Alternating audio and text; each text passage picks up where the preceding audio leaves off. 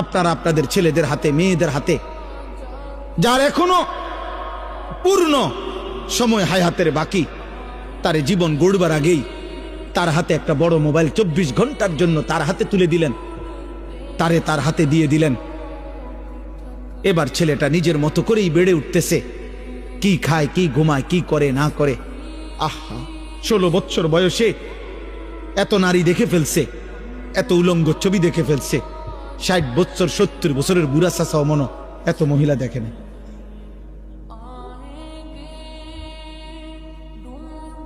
আহা, আফসোসের বিষয়।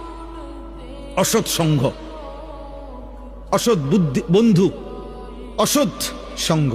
আপনি এটা বুঝেন না বাবা, যে ছেলেটা এক ওয়াক্ত নামাজ পড়ে না, আপনার ছেলেটা যে তার সাথে চলে, এটা যে অসৎ সঙ্গী, অসৎ বন্ধু, এটা যে বন্ধু নামের শয়তান, আপনি এটা বুঝেন না? আপনি এটা জানেন না? আপনার চুল দেখলে আন্দাজ হয় না? আপনি চলাফেরা দেখলে আন্দাজ হয় না? আপনি কথাবার্তা শুনলে আন্দাজ হয় না?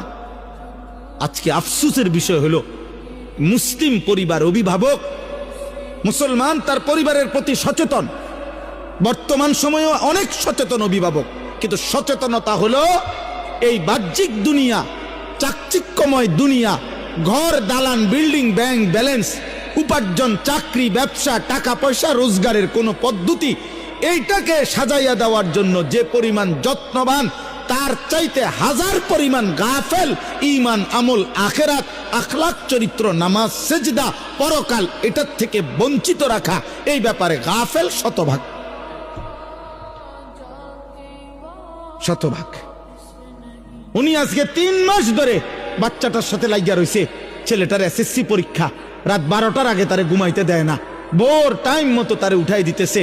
তার সামনে একবার হরলিক্স গুইলা দেয়, তার সামনে একবার দুধ গরম করে দেয়, তার সামনে একবার ডিম সিদ্ধ করে দেয়, তার সামনে একবার বাচ্চা, আব্বু তুমি পড়ো, আম্মু খাওয়াই দিতেছি নুডলস, আম্মু নুডলস খাওয়াই দিতেছে, আম্মু চা খাওয়াই দিতেছে, আম্মু মাথায় তেল ডলে দিতেছে, সব আব্বু তোমার পরীক্ষা, আব্বু তোমার পরীক্ষা, আব্বু ভালো রেজাল্ট করতে হবে, ভালো রেজাল্ট করতে হবে, ভালো রেজাল্ট করতে হবে।